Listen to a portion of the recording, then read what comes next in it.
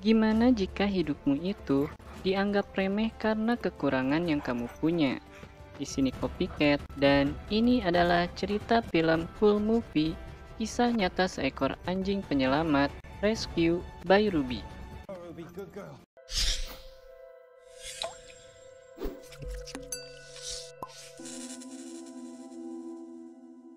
Cerita dibuka oleh Pat yang memanggil seekor anjing bernama Ruby. Ruby sedang asik bermain dan baru nyamperin saat dipancing dengan sosis. Ruby tinggal di penampungan yang dikelola oleh Pat. Hari ini ada keluarga yang mau mengadopsinya. Sebenarnya anjing malang ini sudah diadopsi sebanyak 7 kali.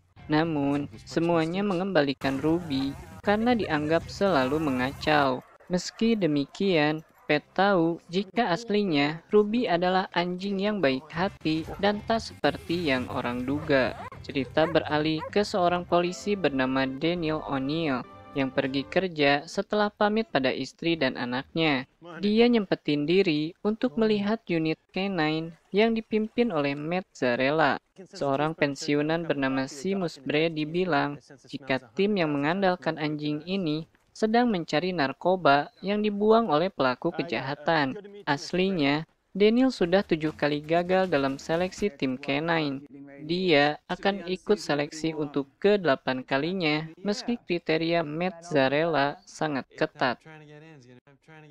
Sementara itu, Ruby nampak ragu untuk pergi. Pat berusaha menenangkan Ruby agar ia mau ikut bersama keluarga barunya. Setelah menyelesaikan tugasnya, Daniel menghadap ke Zarella.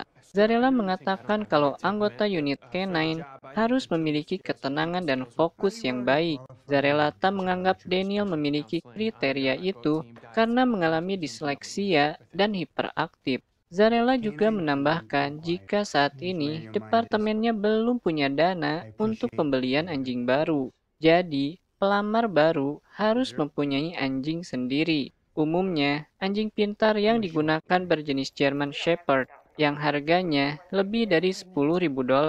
Setelah bicara dengan Zarella, Daniel ditelepon istrinya. Melissa memberikan kabar gembira kalau dirinya hamil. Keadaan ini menguatkan tekad Daniel untuk ikut lagi seleksi. Bila diterima, maka impian Daniel akan terwujud sekaligus meningkatkan kesejahteraan keluarganya. Kembali ke tempat penampungan, Ruby ternyata dikembalikan lagi untuk yang ke-8 kali. Pengadopsi bilang kalau Ruby terlalu hiperaktif. Selama dengannya, Ruby gak nurut, gak tidur, menggonggong semalaman, buang air sembarangan, hingga mencuri makanan. Rick bilang, bisa-bisa anjing malang ini akan disuntik mati bila terus tak ada yang mengadopsinya dalam waktu dekat ini. Pat tak ingin itu terjadi dan coba menelpon teman-temannya, namun tak ada satupun yang berminat dengan Ruby. Sementara itu, Daniel bertanya pada Seamus kalau ada orang yang mau ngasih German Shepherd. Seamus kemudian ngasih pencerahan ke Daniel kalau sebenarnya anjing pintar untuk seleksi tim K9 itu gak mesti German Shepherd. Yang penting, anjingnya itu masih muda, cerdas, gak terlalu besar, kuat, dan bersemangat. Info ini membuka jalan untuk Daniel. Takdir membawanya ke penampungan Pat. Pat mengatakan kalau tempat mereka gak punya German Shepherd, namun mereka punya anjing-anjing hebat lain untuk Daniel lihat. Ternyata, Daniel tertarik pada Ruby. Pat mengatakan kalau Ruby adalah separuh Border Collie yang mana merupakan ras anjing pintar. Rick sempat ingetin kalau Ruby cukup merepotkan, namun Daniel mengatakan kalau dirinya suka tantangan. Ruby akhirnya mengikuti Daniel. Pat merasa haru sekaligus khawatir melihat Ruby pergi. Firasat Pat akhirnya terbukti karena Ruby langsung berulah. Dia langsung buang air sembarangan dan tak mendengarkan Daniel. Meski demikian, Daniel dan Ruby beruntung karena Melissa adalah orang yang sabar.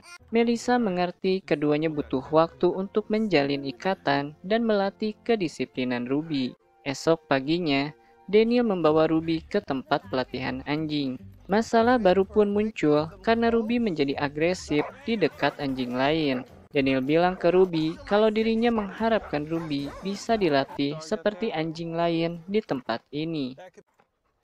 Karena tak bisa melatih Ruby, Daniel berniat mengembalikannya ke penampungan pet. Seamus bertanya apakah Daniel menyerah. Seamus menegaskan kalau Ruby membutuhkan kepercayaan majikannya dan itu butuh waktu serta usaha. Daniel akhirnya tetap bersama Ruby dan Melissa mengizinkannya. Dia melihat ada kesamaan antara Daniel dan Ruby. Kata Melissa, mereka berdua sama-sama antusias dan hiperaktif. Ruby harus bisa disiplin dan menjadi anjing keluarga yang baik, baru kemudian menjadi anjing pintar unit canine.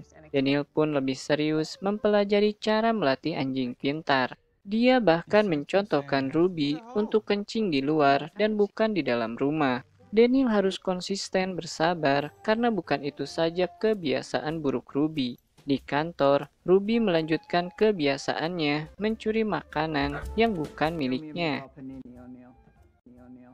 Daniel mempraktekkan apa yang dipelajarinya. Hanya saja, cara-cara itu tak bekerja untuk Ruby. Dia tetap tak menuruti Daniel. Daniel kemudian kembali ke penampungan Pet. Pet hampir mengira Daniel datang untuk mengembalikan Ruby. Pet senang Daniel tak menyerah atas Ruby. Dia kemudian memberitahu Daniel kalau Ruby suka dengan sosis mentah.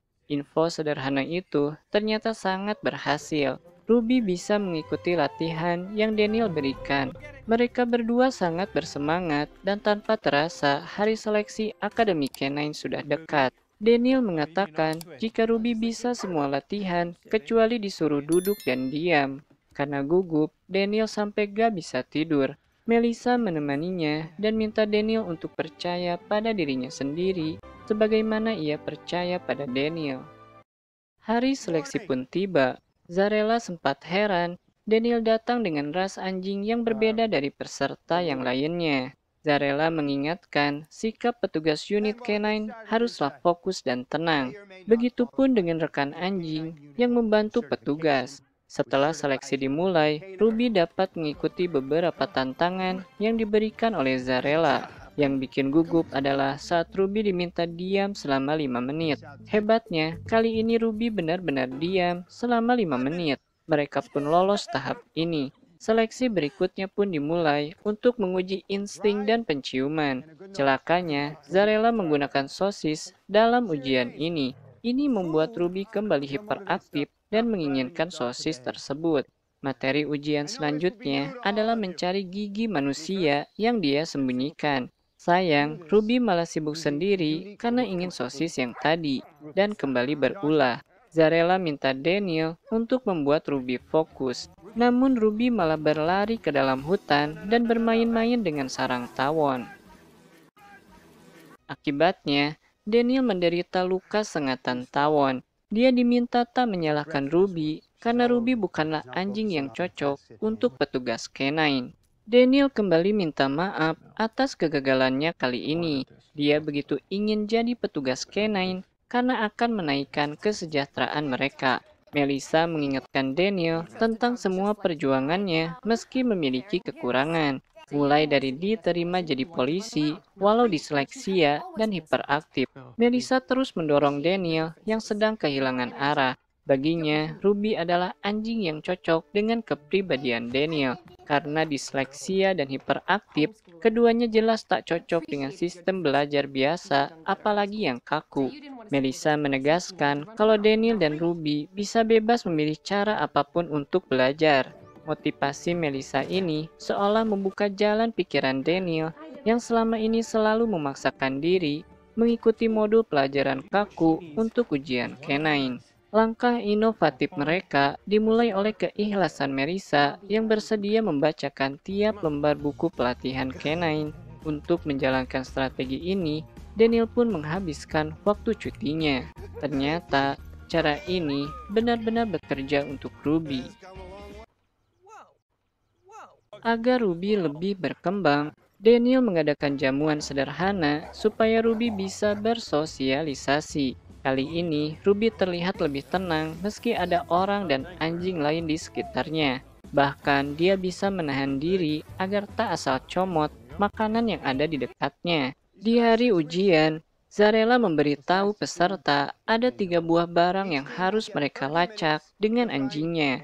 Kehadiran Daniel dan Ruby kembali diremehkan. Namun kali ini, Daniel nampak lebih siap dan bahkan mengajukan diri untuk menjadi peserta pertama yang dites. Tiap peserta mendapat jatah waktu 30 menit untuk menemukan benda yang diminta. Hebatnya, Daniel dan Ruby hanya butuh 2 menit saja untuk menemukan 2 benda pertama yang berupa ponsel dan senjata api. Untuk benda ketiga, Zarela mengejutkan semua orang karena menyembunyikannya di dalam gedung, di mana ujian seperti ini tak pernah ditulis dalam buku panduan. Ruby diminta untuk mencari bagian tubuh manusia. Ruby menyusuri petunjuk yang diberikan, namun setelah beberapa saat, dia tak menemukan apapun. Daniel terlihat gugup dan takut gagal. Dia menatap Ruby dan ragu-ragu mengatakan kalau bagian tubuh yang dicari itu tak ada. Meski ragu dan pasrah karena tak menemukan yang dicari, mereka ternyata lulus seleksi. Rupanya, di dalam gedung memang tak ada bagian tubuh yang disembunyikan, dan Ruby menjawabnya dengan benar. Kini Daniel meraih impiannya. Dia harus mulai sebagai tim junior di K9. Dia dan Ruby mendapat giliran beraksi setelah tim senior K9 disibukkan oleh kasus obat terlarang. Zarela minta mereka untuk melacak lokasi korban pembunuhan. Ruby diberikan petunjuknya dan segera menyusuri TKP-nya. Hanya saja, Ruby berhenti tanpa menemukan apapun. Daniel keheranan akan kelakuan Ruby ini. Karena kecewa, dia mengatai Ruby gagal dalam tugas pertamanya. Daniel merasa frustasi karena gagal dalam tugas pertamanya ini. Dia jadi ketakutan sendiri kalau Zarela akan mengeluarkannya. Melissa mengatakan kalau Daniel tetap pria hebat meski bukan anggota K9. Dia tak ingin Daniel terjatuh dalam jurang yang dibuat-buat oleh dirinya sendiri. Namun, entah apa yang Daniel pikirkan. Kekecewaan itu berlanjut dan dia jadi minta Ruby untuk pergi. Esok harinya, Daniel baru menyadari jika Ruby telah benar-benar pergi. Dia pun sadar telah berbuat keterlaluan dengan menyalahkan semua pada Ruby. Dia terlena telah memperlakukan Ruby bagai alat semata, padahal Ruby lebih dari itu. Daniel pun pergi mencari Ruby. Zarela kemudian menelponnya dan mengatakan jika tubuh si korban telah ditemukan tepat di lokasi yang Ruby tunjukkan. Si pelaku menimbunnya dengan semen setebal 8 cm, namun Ruby tetap bisa menemukannya. Zarela menegur Daniel dan mengatakan Daniel harus lebih percaya anjingnya. Melissa membantu Daniel mencari Ruby. Daniel kembali ke tempat pet, namun Ruby tak ada di sana. Beberapa waktu kemudian, situasi memburuk karena Zarela kembali mengabari kasus anak laki-laki yang hilang. Daniel berterus terang jika Ruby kabur. Zarela minta Daniel menemukan Ruby, karena tanpa anjing malang itu, Daniel bukanlah anggota K9. Di perjalanan, Daniel sempat mengantar dulu Seamus. Dia menanyakan ke mana Ruby. Daniel mengakui kesalahannya yang tak mempercayai Ruby dan menyingkirkannya. Sewaktu turun, Seamus bilang kalau Daniel lah yang tersesat, bukannya Ruby. Daniel benar-benar menyesali kebodohannya. Dia memanggil Ruby dan mengakui kalau dialah yang mengecewakan Ruby dan bukan sebaliknya. Daniel pulang ke rumah dan berharap Ruby telah ada di sana. Namun harapannya tak terkabul. Daniel mengabari kasus anak hilang itu pada Melissa. Tak lama kemudian, dia diminta datang untuk rapat terkait kasus itu. Saat rapat, diungkapkan jika anak itu tadinya hiking bersama ibunya, tapi dia ambil jalan pintas sendiri dan akhirnya hilang. Semua diminta untuk membantu tim K9. Khusus untuk Daniel, dia diminta mencoba cari Ruby dulu. Untungnya, kali ini Daniel tak perlu bingung. Ruby telah menunggunya. Daniel pun langsung minta maaf pada Ruby dan mengajaknya pulang. Namun Ruby malah terlihat ingin terus bersama Daniel. Daniel pun membawanya dan minta Ruby untuk mengisi perutnya dulu selama perjalanan. Setelah sampai, Zarela mengecek kesiapan Daniel dan Ruby karena mereka berdua nampak enggak fit. Daniel menyatakan kesiapannya bersama Ruby, karena itulah Zarela menarik semua tim dari hutan agar Ruby bisa mencium bau anak itu tanpa terganggu. Ini tugas yang berat karena hutannya lebat dan luas.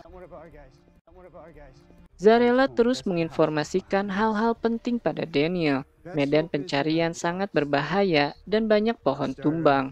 Tim K9 yang lain telah kelelahan dan kehabisan tenaga. Sementara orang tua si anak makin khawatir. Daniel kemudian memulai pencariannya bersama Ruby. Ruby menyusuri hutan dan melacak keberadaan anak itu. Dia berlari, berhenti sejenak, dan lanjut berlari. Daniel terus mengikutinya, membelah kegelapan hutan. Hingga kemudian, Ruby menemukan si anak hilang.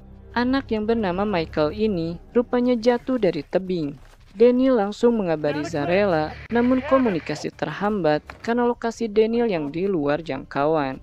Daniel pun segera memberikan pertolongan padanya. Syukurlah, Michael dapat kembali sadar meski mengalami luka pada kepala dan kakinya. Daniel mengenalkan dirinya dan Ruby, sekaligus berusaha menjaga Michael agar gak kedinginan. Karena radio tak bekerja, Ruby ingin membantu dengan terus menggonggong. Itu ide yang bagus karena Zarella samar-samar mendengar suaranya. Dia minta semua untuk sunyi dan mengenali itu Ruby. Zarella memimpin tim untuk menyusul Daniel. Anggotanya yang tersedia memang sangat terbatas. Dalam situasi seperti ini, lengah atau salah langkah malah akan menambah korban. Setelah menerjang hutan dengan mengikuti suara Ruby, mereka bisa menyusul Daniel. Daniel menjelaskan kondisinya dan Michael pun segera ditangani. Zarella memuji kinerja Daniel dan Ruby. Daniel mengucapkan terima kasih atas kesempatan yang Zarella berikan. Zarella bilang ibunya Michael ingin berterima kasih pada Daniel. Tanpa Daniel duga, ibunya Michael ternyata Pat. Pat pun tak kalah terkejut, apalagi setelah tahu Ruby lah yang telah menemukan putranya. Pat memperjuangkan hidup Ruby dari prosedur suntik mati. Daniel datang ke tempatnya dan menyelamatkan Ruby. Ruby menyelamatkan Daniel dari kegelapan dalam hatinya. Dia juga menyelamatkan Michael yang ternyata adalah anak Pat. Daniel makin bahagia saat Melissa juga datang di hari penting ini. Ini adalah hari yang membahagiakan. Buah dari kerja keras mereka selama ini. Daniel dan Ruby menjadi rekan selama 10 tahun dan mengabdi di kepolisian Rhode Island dan dianugerahi penghargaan sebagai anjing tim SAR terbaik pada tahun 2018. Itulah alur cerita film full movie mengenai kisah nyata seekor anjing penyelamat. Terima kasih telah menonton hingga akhir video. Jika kamu suka dengan video ini, silahkan tinggalkan like, komen, ataupun share-nya. Jangan lupa juga untuk dukung channel ini dengan melakukan subscribe dan mengaktifkan lonceng notifikasinya. Sampai jumpa di video selanjutnya.